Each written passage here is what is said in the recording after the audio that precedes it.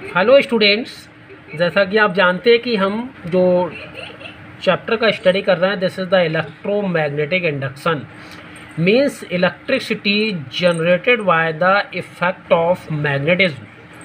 ठीक है, और इसी पर हमारा इलेक्ट्रिक जनरेटर भी बेस्ड है। इसी टॉपिक में हम इसी चैप्टर में हम इलेक्ट्रिक जनरेटर का स्टडी करेंगे। ठीक है, तो देखिए motional EMF from Faraday laws. Motional EMF का मतलब इलेक्ट्रोमोटिव फोर्स, कहने का मतलब जो हमारा वोल्टेज है, ठीक है, वो किसकी हेल्प से, मोशन की हेल्प से, किस तरह से हम किस तरह से जनरेट कर सकते हैं, उसके बारे में हम यहाँ पर स्टडी करेंगे। तो induced EMF by change of area of the coil. अगर हम किसी कॉइल का एरिया चेंज करते हैं तो उससे पास होने वाले मैग्नेटिक फ्लक्स भी चेंज होता है। जब मैग्नेटिक फ्लक्स चेंज होता है तो rate of change of magnetic flux इसके इक्वल होता है, इंड्यूस्ड ईएमएफ के इक्वल होता है। इसका स्टडी हम फैराडे सेकंड लॉ में कर चुके हैं। कॉइल, हाँ, induced EMF by the change of area of the coil linked with the magnetic field. ठीक है, मैग्नेटिक फील्ड, जो मैग्नेटिक फील्ड लिंक्ड हो रहा है एरिया से, उसकी वजह से जो हमारा इंड्यूस्ड ईएमएफ, उसकी वजह से जो फ्लक्स में चेंज होता है, फ्लक्स में चेंज होने की वजह से जो इंड्यूस्ड ईएमएफ पैदा होता है, उसका आज हम स्टडी करेंगे।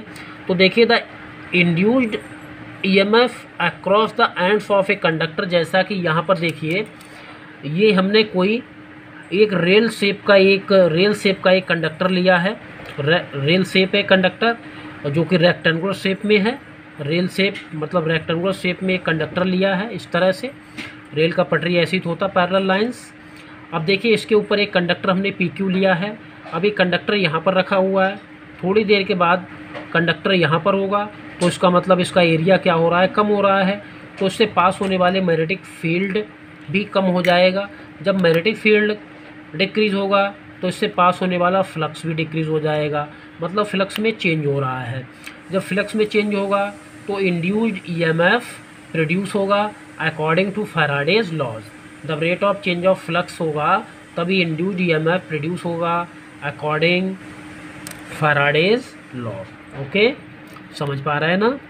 तो देखिए जैसे कि ये रेक्टेंगुलर हमारा जो शेप है, इस शेप का कंडक्टर हमारा मैग्नेटिक फील्ड में रखा हुआ है।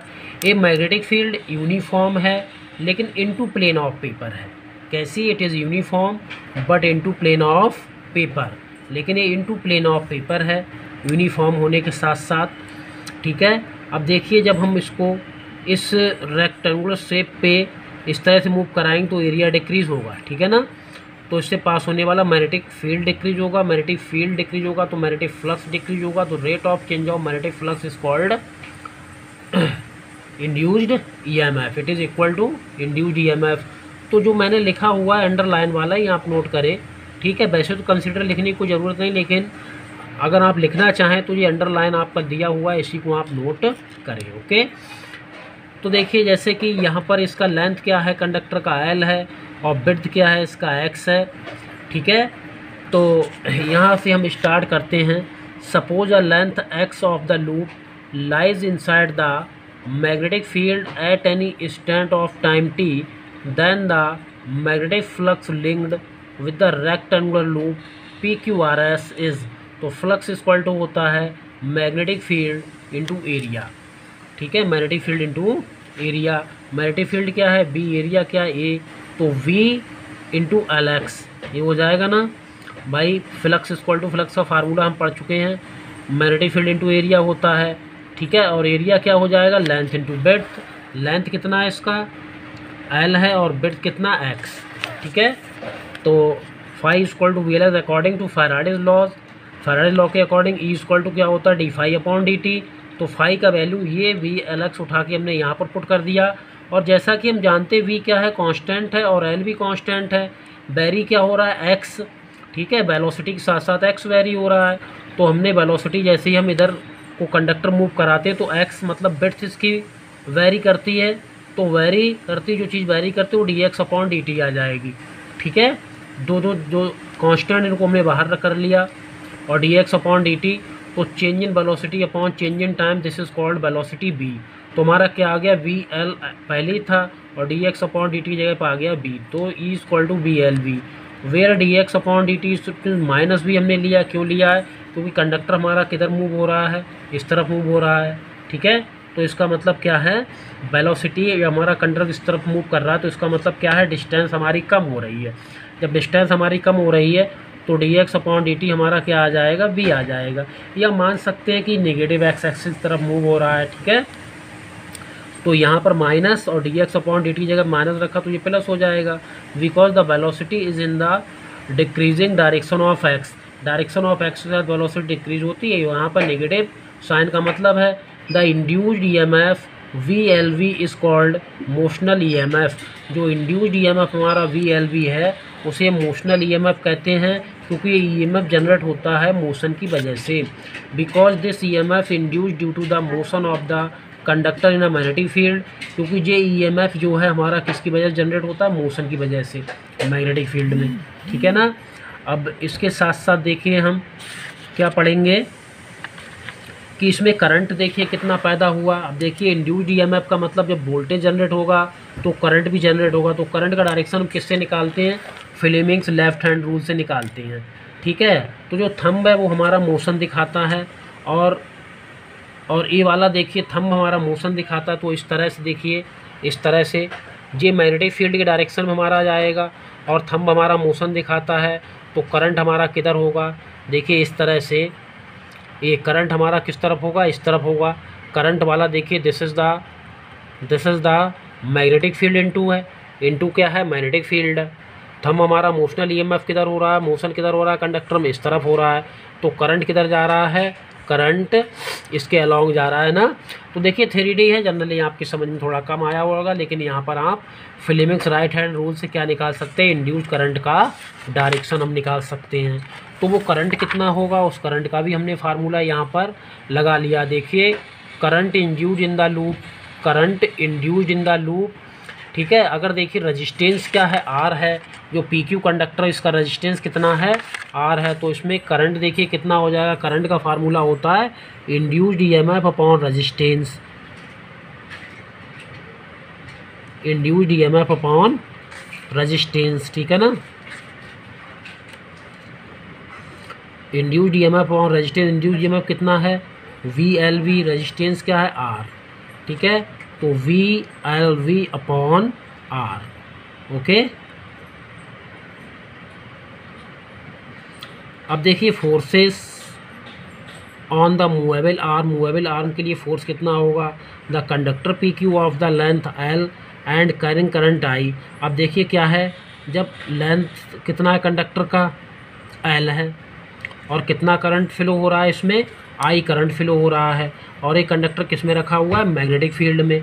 जब किसी कंडक्टर का लेंथ L हो और उसमें करंट I फ्लो होता हो, कहने का मतलब कोई करंट कैरिंग कंडक्टर कहाँ रखा गया है, मैग्नेटिक फील्ड में। और जब कोई करंट कैरिंग कंडक्टर हमारा मैग्नेटिक फील्ड में रखा जाता है तो उसके ऊपर एक फोर्स लगता है। उस फोर्स का फार्मूला हम मैग्नेट चैप्टर में पढ़ चुके हैं। Magnetic effect of electric current क्या होता है, F equal to I/V/L sine theta. Theta कितना, 90 डिग्री, क्योंकि मैग्नेटिक फील्ड कहाँ जा रहा है, वेलोसिटी देखिए हमारा इधर आ रहा है, कंडक्टर का किधर आ रहा है, वेलोसिटी देखिए इधर आ रहा है, और मैग्नेटिक फील्ड इनटू जा रहा है। तो दोनों बीच एंगल क्या हो जाएगा, 90। तो वही हमने 90 यहाँ पर पुट कर दिया है, ठीक है। तो हमारा VLV और एक भी वो ये आ गया। देखिए I का वैल्यू हमने रख दिया है, I का वैल्यू हमारा कितना है, VLV अपॉन RI का वैल्यू, और यहाँ पर हमारा क्या आ गया, LV, ठीक है। मल्टीप्लाई करेंगे तो आ जाएगा V²L² V अपॉन R। आप सिंप्लीफाई कर लीजिए तो ये आ गया फोर्स उस पर लगने वाला। अब देखिए जब फोर्स लग रहा है तो इसमें क्या होगा, पावर भी जनरेट होगी, ठीक है। तो क्या होगा, देखिए जब इलेक्ट्रिक करंट पैदा हो रहा है तो इसका मतलब इसमें पावर भी जनरेट होगी, ठीक है। जब इस पर फोर्स लग रहा है तो इसमें पावर भी क्या होगी, इसमें पावर भी जनरेट होगी, ठीक है। तो देखिए पावर का फार्मूला हमारा क्या होता है, जो यहाँ पर मैकेनिकल पावर होगी वो इलेक्ट्रिकल पावर के इक्वल हो जाएगी। मैकेनिकल पावर क्या होगी, क्योंकि इसमें वेलोसिटी क्या है, कंडक्टर में V वेलोसिटी है, ठीक है, बी वेलोसिटी है, और फोर्स कितना लग रहा है, एफ। तो मैकेनिकल पावर का फार्मूला होता है P equal to F into B, P equal to F into B. यही पावर हमारी इलेक्ट्रिकल पावर की इक्वल हो जाएगी। The power supplied by external force to maintain the motion of the movable arm. जो external force है, जो ठीक है, जो एक्सटर्नल फोर्स क्या करेगा, पावर सप्लाई करेगा, वो क्या करेगी, जो आर्म है, जो कंडक्टर मूव कर रहा है, उसका क्या बरकरार रखेगी, उसको मोशन की ही पोजीशन में रखेगी। तो P equal to F into B, ये आ गया पावर। अब देखिए ये पावर जो है, पावर, अब देखिए करंट भी पैदा हो रहा है, तो उस करंट भी है, रेजिस्टेंस भी है ना। कंडक्टर का क्या है, कंडक्टर में करंट फ्लो हो रहा है, और इसका क्या है, रेजिस्टेंस भी है। तो इसकी वजह से इसमें कौन सी पावर होगी, इसकी वजह से जो इसमें पावर होगी वो इलेक्ट्रिकल पावर होगी, जो जूल्स की फॉर्म में हीट, जो जूल्स की फॉर्म में हीटिंग लॉ के अकॉर्डिंग क्या हो जाएगी, किस में चली जाएगी, हीट में चली जाएगी। जूल्स लॉ के अकॉर्डिंग किस में चली जाएगी, हीट की फॉर्म में कन्वर्ट हो जाएगी। तो देखिए उसका फार्मूला होता है आई स्क्वायर। अगर रेजिस्टेंस है तो रेजिस्टेंस वजह से पावर डिसिपेशन होता है आई स्क्वायर आर। आई का वैल्यू हमने कहाँ से पुट किया, आई का वैल्यू देखिए यहाँ से पुट किया है, ये है देखिए आई का वैल्यू, यहाँ से आई का वैल्यू पुट किया है। तो आई स्क्वायर इंटू आर, सिंप्लीफाई करेंगे तो ये आ जाएगा। क्लियरली जो पी जे है, पावर इन जूल है, वो किसके इक्वल होगा, मैकेनिकल पावर के इक्वल होगा। ठीक है, thus the mechanical energy expend to maintain the motion. जो मैकेनिकल एनर्जी, जो एक्सपेंड का मतलब जो खर्च होगी, वो क्या बनाए रहेगी, movable arm is the first converted into electrical energy. तो देखिए the mechanical energy expended to maintain the motion. जो मैकेनिकल एनर्जी है वो किस में खर्च होगी, उसके मोशन, जो वायर का मोशन, जो कंडक्टर का मोशन है, उसमें खर्च हो जाएगी। और वो क्या करेगी, सबसे पहले किस में कन्वर्टेड होगी, इलेक्ट्रिकल एनर्जी में कन्वर्ट होगी, और इसके बाद किस में कन्वर्ट हो जाएगी, हीट एनर्जी में, और वो हीट किस में कन्वर्ट हो जाएगी, थर्मल एनर्जी में कन्वर्ट हो जाएगी। तो ठीक है, तो ये किसका फॉलो हो रहा है, law of conservation of energy का फॉलो हो रहा है।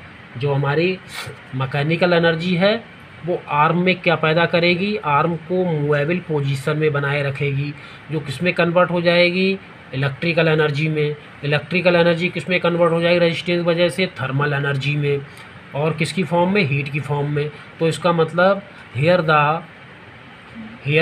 The movable arm follows the law of conservation of motion. यह हम बोल सकते हैं जो मोशनल ईएमएफ होता है उसमें वो किसका फॉलो करता है, law of conservation of energy का फॉलो करता है।